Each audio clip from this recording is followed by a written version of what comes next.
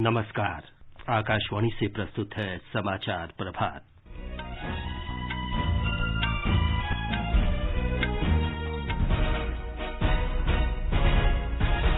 रक्षा मंत्री राजनाथ सिंह ने कहा, सीमावर्ती इलाकों में सामरिक दृष्टि से महत्वपूर्ण सड़कों, पुलों और सुरंगों के निर्माण में तेजी लाई जाएगी।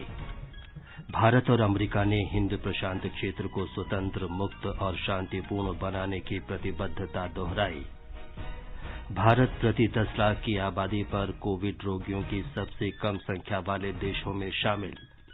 देश में स्वस्थ होने की दर बढ़कर 61% से अधिक। केंद्रीय माध्यमिक शिक्षा बोर्ड सीबीएसई ने शैक्षणिक सत्र 2020-21 के लिए 9वीं से 12वीं कक्षा का पाठ्यक्रम 30% कम किया। और टिकटॉक सहित कई चीनी ऐप्स प्रतिबंधित करने की अमेरिका की योजना।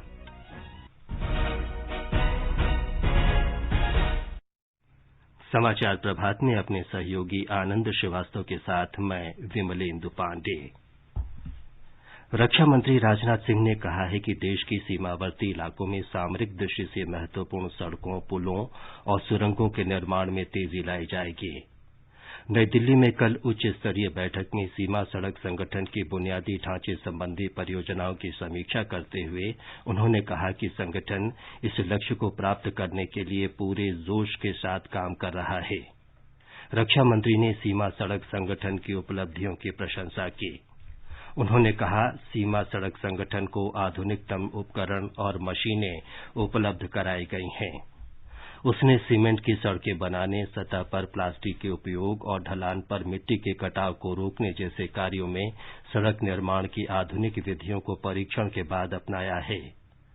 स्वदेशी टेक्नोलॉजी से मॉड्यूलर पुल बनाने की टेक्नोलॉजी का भी सीमा सड़क संगठन ने सफलतापूर्वक परीक्षण किया है। इससे सीमावर्ती अग्रिम इलाकों में पुलों के निर्माण की क्षमता में क्रांतिकारी बदलाव आएगा। भारत और अमेरिका ने हिंद प्रशांत क्षेत्र को स्वतंत्र, मुक्त, समावेशी, शांतिपूर्ण और समृद्ध बनाने की दिशा में काम करने की प्रतिबद्धता दोहराई है।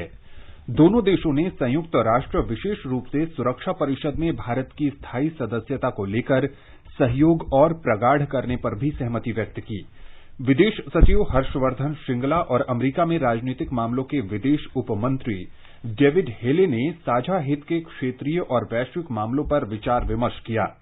ये वार्ता दोनों देशों के विदेश कार्यालयों के बीच कल वर्चुअल बैठक के माध्यम से हुई। बैठक में भारत अमेरिका व्यापार वैश्विक रणनीतिक साझेदारी के तहत राजनीतिक, आर्थिक, वाणिज्यिक, क्षेत्रीय और अंतर्राष्ट्रीय सहयोग सहित सभी मुद्दों की समीक्षा की गई। कोविड महामारी के संदर्भ में औषधि और टीका विकसित करने सहित द्विपक्षीय साझेदारी अधिक मजबूत करने पर सहमति व्यक्त की गई। दोनों देशों ने एक दूसरे के निरंतर संपर्क में रहने और 2+2 मंत्री स्तरीय वार्ता जैसी व्यवस्था से द्विपक्षीय एजेंडा आगे ले जाने पर भी सहमति व्यक्त की।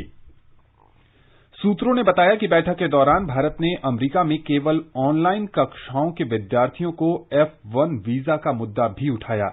बताया गया है कि अमेरिका ने इस विषय पर विचार करने और छात्रों के हितों और उनकी कठिनाइयां दूर करने के सभी उपाय करने का भरोसा दिलाया है। भारत प्रति 10 लाख जनसंख्या पर कोविड-19 के रोगियों की सबसे कम संख्या वाले देशों में शामिल है।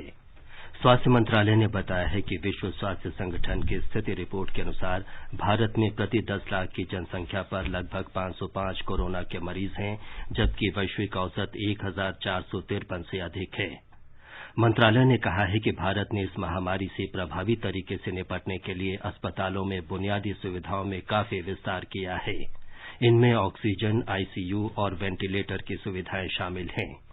स्वस्थ होने वालों की दर बढ़कर अब 61% से अधिक हो गई है।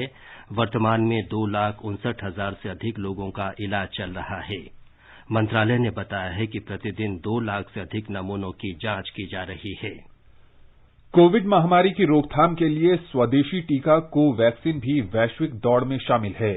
भारतीय आयुर्विज्ञान अनुसंधान परिषद आईसीएमआर ने देश के 12 चिकित्सा संस्थानों को पत्र लिखकर मनुष्य पर टीके के परीक्षण का पहला चरण शुरू करने का आग्रह किया है।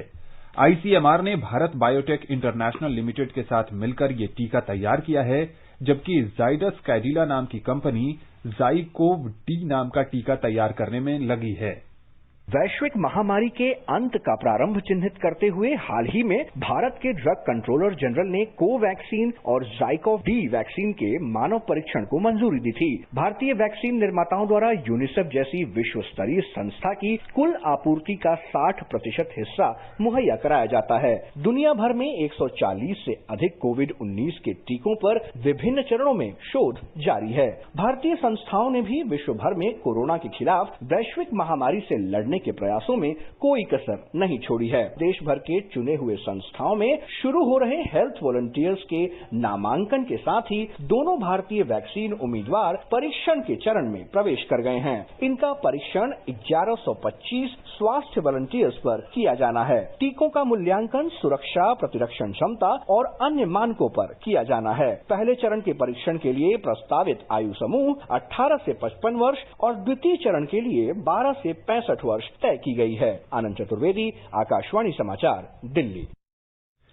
हैदराबाद में centre for cellular and molecular biology के निदेशक डॉक्टर राकेश मिश्र ने लोगों से कहा कि टीका विकसित होने के बावजूद कोविड संक्रमण की सावधानियों में ढिलाई न करें।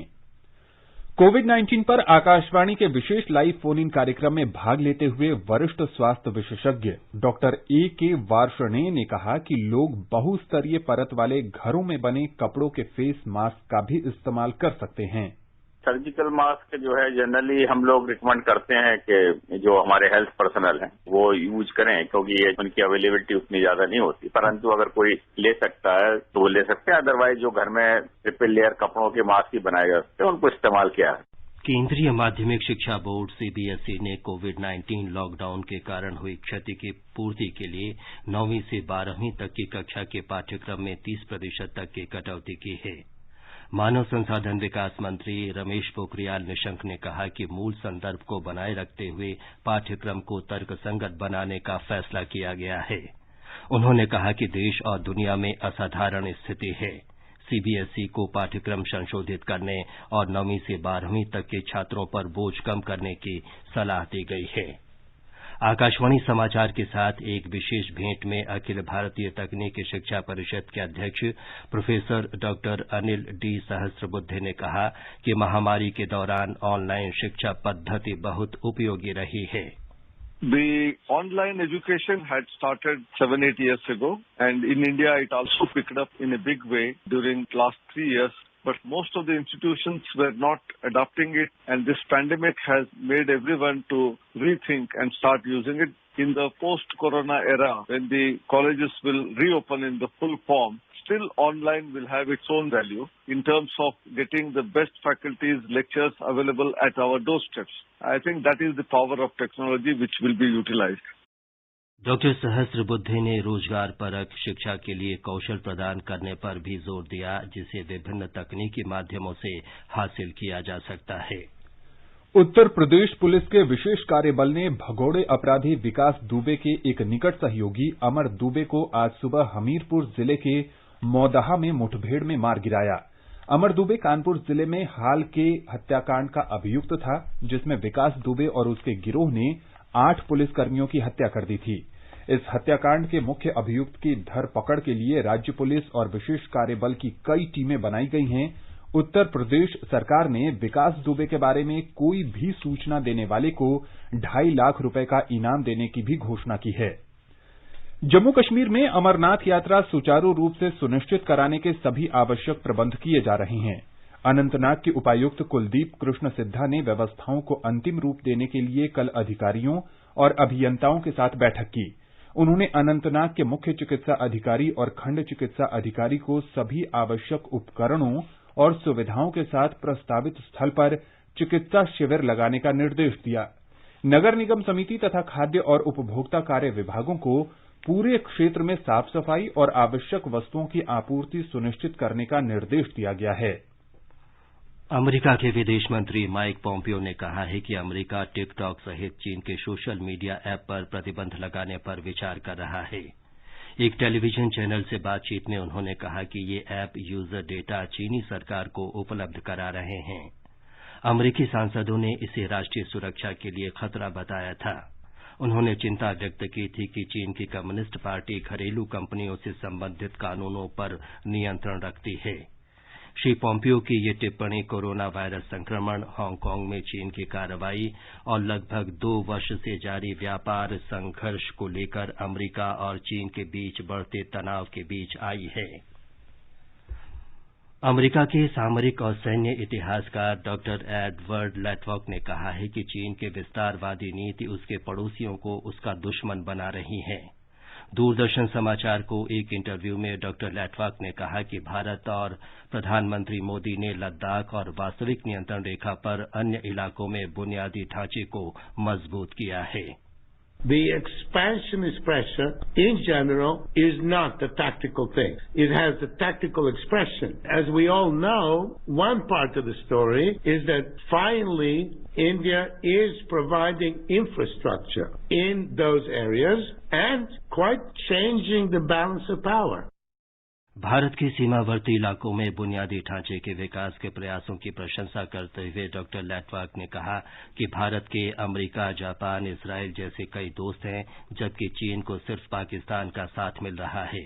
उन्होंने कहा कि चीन जिस तरह का आचरण कर रहा है, उससे उसके पुराने साथी उससे दूर होते जा रहे हैं।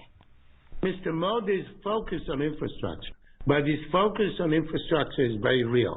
India has allies. China does not have allies, only Cambodia, because the Cambodians are squeezed by the Vietnamese.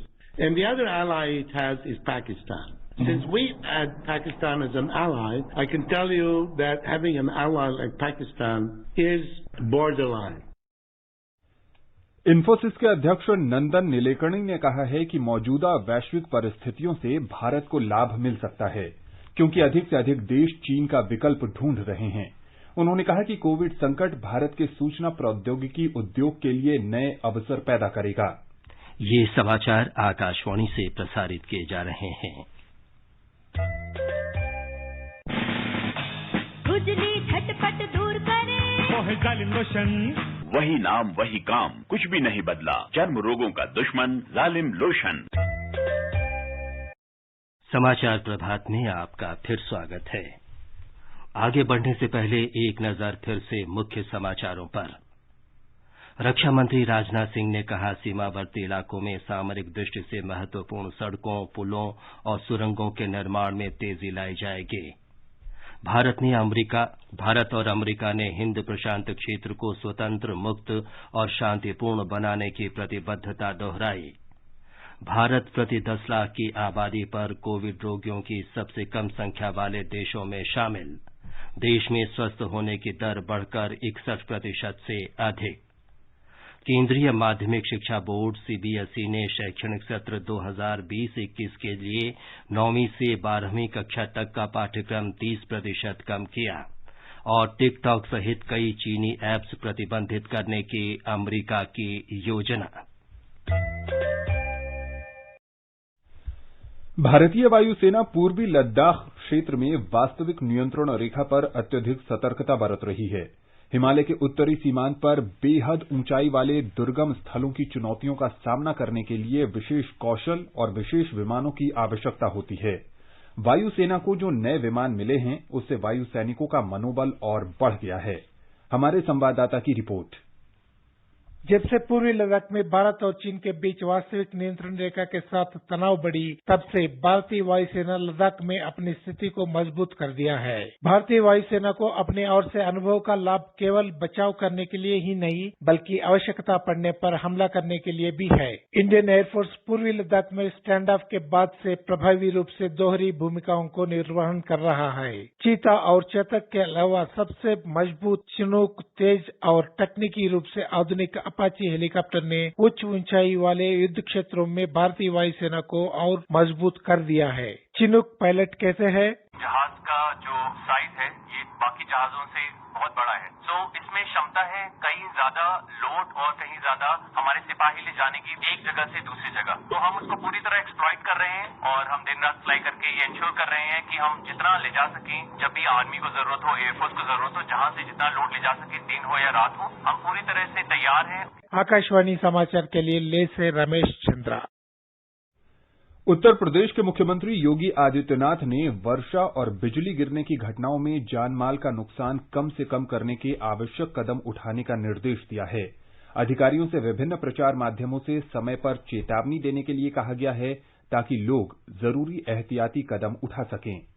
बिजली गिरने की घटनाओं से होने वाली धन और जन हानि को कम करने का निर्देश देते हुए मुख्यमंत्री योगी आदित्यनाथ ने इस बात पर जोर दिया कि ग्राम पंचायत स्तर पर पब्लिक एड्रेस सिस्टम का इस्तेमाल करके इस संबंध में लोगों को जागरूक किया जाए। उन्होंने कहा कि अगर बिजली गिरने की घटनाओं की पहले से जानकारी मिल सके तो इन्हें हर माध्यम से जनता के बीच प्रचारित किया जाए ताकि लोग अपनी रक्षा कर सकें। इस बीच राज्य के गन्ना विभाग ने अपने अधिकारियों और कर्मचारियों को गाइडलाइन जारी करते हुए किसानों को दामिनी ऐप डाउनलोड करने के लिए प्रेरित करने को कहा है। इस ऐप के जरिए मोबाइल में इस बात की जानकारी मिल जाती है कि किस जगह पर बिजली गिर सकती है। इससे व्यक्ति समय पर सुरक्षित स्थान पर पहुंच सकता है। विभागीय अधिकारियों को इस बात के भी निर्देश दिए गए हैं कि वो बिजली गिरने के समय उठाए जाने वाले कदमों की जानकारी अधिकतम लोगों तक पहुंचाएं। इन जानकारियों में किसानों को सलाह दी गई है कि वो खुले में न मौजूद रहें, पेड़ों के नीचे न खड़े हों, पहाड़ी पर न जाएं और बिजली गिरने के दौरान अन्य जरूरी सावधानियां बरतें। सुशील चंद्र तिवारी, आकाशवाणी समाचार, लखनऊ। आत्मनिर्भर भारत मंत्र का प्रभाव मध्य प्रदेश के गांव में भी नजर आ रहा है। हमारी संवाददाता ने बताया है कि किसानों ने खेती बाड़ी की लागत कम करने के लिए स्थानीय स्तर पर कृषि उपकरणों का निर्माण शुरू कर दिया है। मध्य प्रदेश के मंदसौर जिले में किसानों ने मोटरसाइकिल का उपयोग करके जुगाड़ा नाम का एक अनोखा वाहन तैयार किया है। यह वाहन खरपतवार निकालने और खाद्यान्न को बाजार तक पहुंचाने के लिए बहुत उपयोगी है। ये जुगाड़ वाहन महज 20 से 30 हजार रूपये की लागत से तैयार किए जा रहे हैं। किसान धरियावत सिंह ने कहा कि जुगाड़ ने श्रम और मजदूरी की लागत में 50% की कमी की है। बेल को हमारे अभी तो बेल मिलते नहीं है, करीब 15,000 रुपये के 2 बेल और साल भर से चारा खिलाना पड़ता अपन को। उससे काम कम होता है। इसमें दिन भर में अपन काम चाहो जितना काम कर सकते हैं, 10 बीघा या 15 बीघा भी कवर करते सब। एक अन्य किसान राजू ने बताया कि अब हम तकनीकी खेती कर रहे हैं। इसमें केवल 2 आदमी चाहिए, एक चलाने वाला और कुछ ये खोर निकालने वाला, बस 2 आदमी। और अपन वो हाथ का कड़पा चलाते उसमें करीबन 7 जने चाहिए। इसमें तो काफी अंतर है। मैकेनिक यूसुफ का कहना है कि एक बार काम पूरा होने के बाद इसे फिर से मोटरसाइकिल के रूप में इस्तेमाल किया जा सकता है। समय की बचत भी है, पैसे की भी बचत है, मजदूर की बचत है। मंदसौर जिले के किसानों ने आपदा को अनुसंधान में बदलकर एक मिसाल कायम की है। अब इस अनुसंधान को अवसर में बदलने की जरूरत है। मंदसौर से दीपक शर्मा के साथ संजीव शर्मा, आकाशवाणी समाचार, भोपाल। झारखंड में पिछले 24 घंटों में कोरोना के 173 नए मरीजों का पता चला है। इसके साथ ही राज्य में संक्रमित लोगों की कुल संख्या 3043 हो गई है।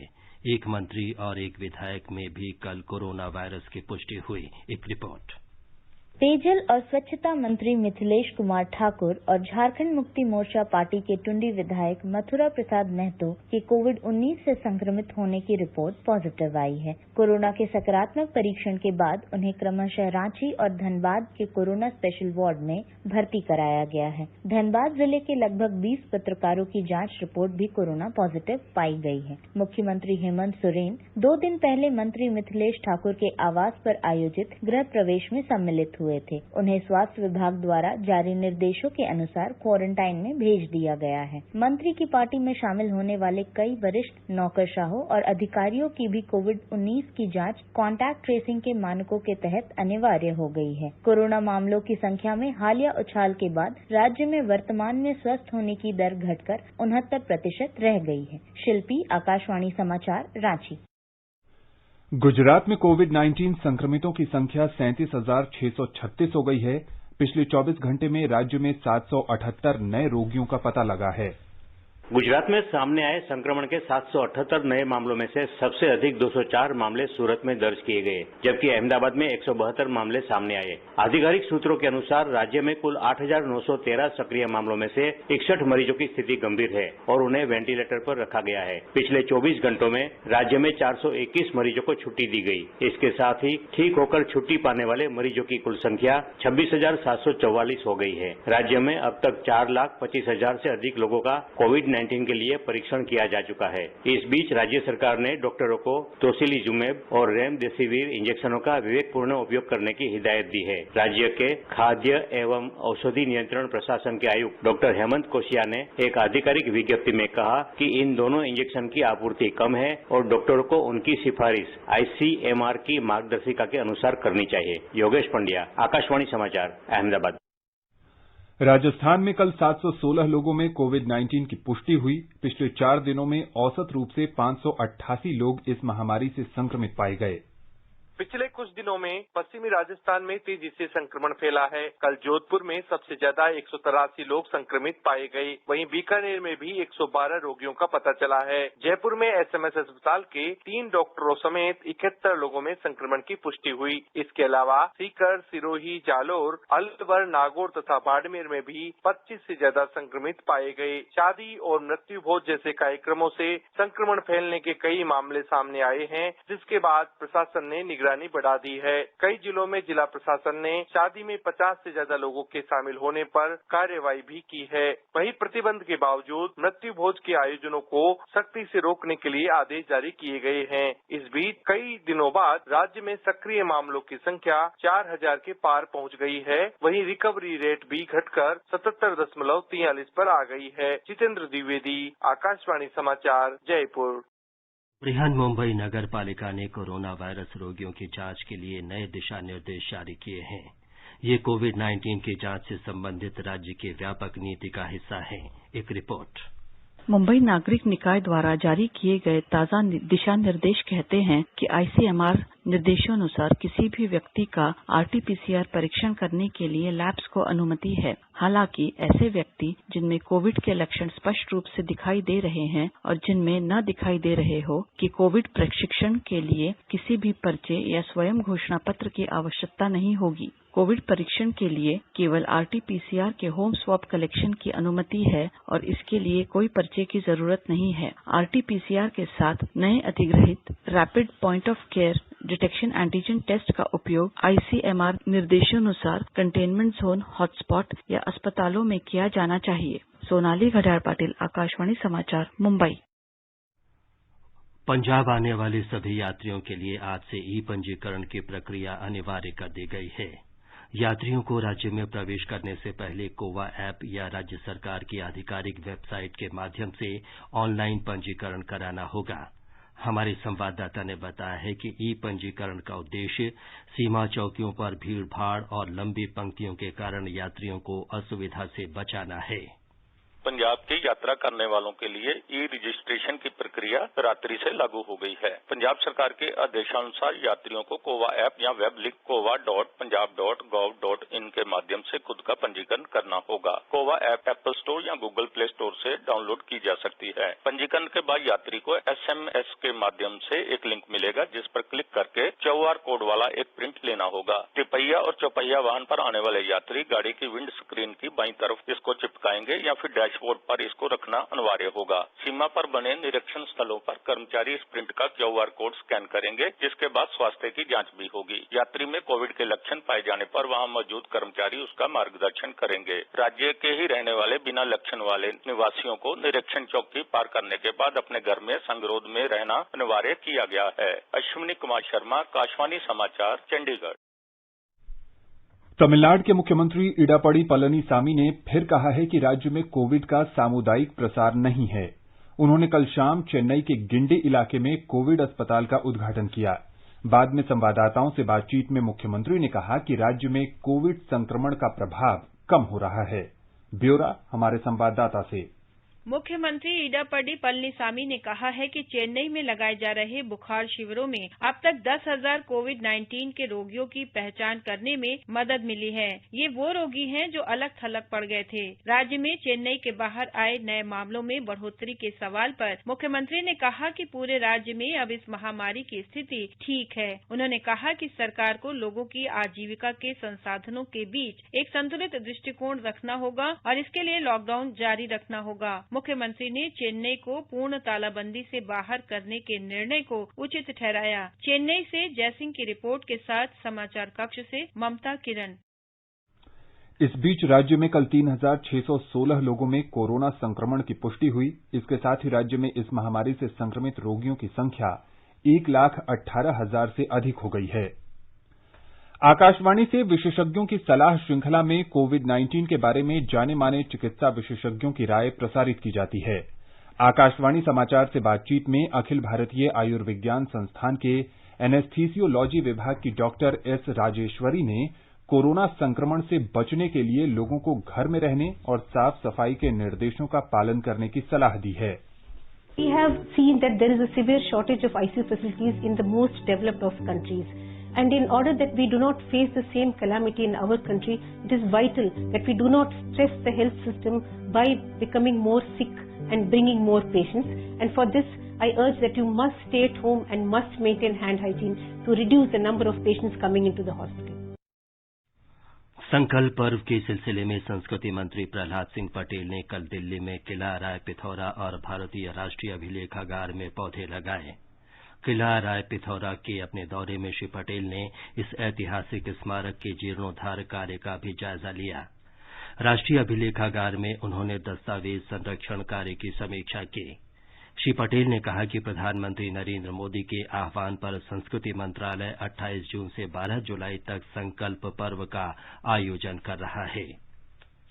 और अब एक नजर आज के मौसम के पूर्वानुमान पर। राष्ट्रीय राजधानी दिल्ली में आज आंधी चलने और गरज के साथ वर्षा होने की उम्मीद है। तापमान 24 से 33 डिग्री सेल्सियस के बीच रहने की संभावना है। मुंबई में मध्यम वर्षा होने का अनुमान है। तापमान 28 से 31 डिग्री के बीच रहेगा। चेन्नई में न्यूनतम तापमान 27 डिग्री सेल्सियस रिकॉर्ड किया गया। अधिकतम तापमान 38 डिग्री तक रहने की संभावना है। हल्की वर्षा भी हो सकती है। उधर कोलकाता, चंडीगढ़ और देहरादून में बादल छाए रहेंगे तथा वर्षा हो सकती है। बेंगलुरु में भी हल्की बूंदाबांदी होगी। न्यूनतम तापमान 21 डिग्री सेल्सियस रिकॉर्ड किया गया। अधिकतम 34 डिग्री सेल्सियस के आसपास रहेगा। अहमदाबाद में आमतौर पर बादल छाए रहेंगे और हल्की वर्षा होने की संभावना है। पटना में भी गरज के साथ हल्की वर्षा हो सकती है। उधर गुवाहाटी में भी गरज के साथ छींटे पड़ सकते हैं। न्यूनतम तापमान 25 और अधिकतम 31 डिग्री सेल्सियस रहेगा। केंद्र शासित प्रदेश जम्मू कश्मीर के जम्मू में न्यूनतम तापमान 26 डिग्री सेल्सियस दर्ज किया गया। अधिकतम 36 डिग्री तक जा सकता है। श्रीनगर में तापमान 16 से 32 डिग्री सेल्सियस के बीच रहेगा। आसमान साफ रहेगा, लेकिन दोपहर बाद आंशिक रूप से बादल घिर सकते हैं। गिलगित में भी दोपहर बाद बादल घिरने के आसार हैं। तापमान 14 से 36 डिग्री सेल्सियस के बीच रहेगा। मुजफ्फराबाद में आसमान साफ रहेगा, लेकिन शाम तक आंशिक रूप से बादल घिरेंगे। न्यूनतम तापमान 21 डिग्री सेल्सियस रिकॉर्ड किया गया। अधिकतम 37 डिग्री सेल्सियस तक रहने का अनुमान है। समाचार कक्ष से मैं आशा निवेदी। ये समाचार हमारी वेबसाइट newsonair.com/hindi पर भी उपलब्ध हैं। और आनंद, अब बताएं कि आज के समाचार पत्रों में क्या विशेष है। जी विमलेंदु, आज के अधिकतर अखबारों ने गलवान घाटी सहित अन्य इलाकों से भी चीनी सैनिकों के पीछे हटने की खबर को अहमियत दी है। जनसत्ता की सुर्खी है, चीन के साथ भारतीय सैनिक भी पीछे हटे। हॉट स्प्रिंग्स और गोगरा में चीन ने ढांचे हटाए। पैंगोंग को लेकर अभी स्थिति साफ नहीं। सैनिकों की वापसी के मानक तय किए गए। नवभारत टाइम्स का कहना है, बात करने को चीन बेताब, लेकिन भारत पहले परखेगा हालात। मित्र देशों को किया अपडेट। दैनिक भास्कर अमेरिकी राष्ट्रपति डोनाल्ड ट्रंप के हवाले से लिखता है, ऑनलाइन पढ़ने वालों अमेरिका छोड़ो, ऑफलाइन क्लास वाले ही रुक सकेंगे। कोरोना संकट के बीच स्कूल कॉलेज खोलने पर अड़े राष्ट्रपति ट्रंप। अमेरिकी विश्वविद्यालयों में दाखिला पा चुके केवल ऑनलाइन पढ़ाई करने वाले विद्यार्थियों को F1 या M1 वीजा नहीं मिलेगा। उलझन में भारतीय छात्र। अंत में मुख्य समाचार एक बार फिर। रक्षा मंत्री राजनाथ सिंह ने कहा, सीमावर्ती इलाकों में सामरिक दृष्टि से महत्वपूर्ण सड़कों, पुलों और सुरंगों के निर्माण में तेजी लाई जाएगी। भारत और अमेरिका ने हिंद प्रशांत क्षेत्र को स्वतंत्र, मुक्त और शांतिपूर्ण बनाने की प्रतिबद्धता दोहराई। भारत प्रति 10 लाख की आबादी पर कोविड रोगियों की सबसे कम संख्या वाले देशों में शामिल। देश में स्वस्थ होने की दर बढ़कर 61% से अधिक। केंद्रीय माध्यमिक शिक्षा बोर्ड सीबीएसई ने शैक्षणिक सत्र 2020-21 के लिए 9वीं से 12वीं कक्षा तक का पाठ्यक्रम 30% कम किया। इसके साथ ही समाचार प्रभात का ये अंक समाप्त हुआ। नमस्कार।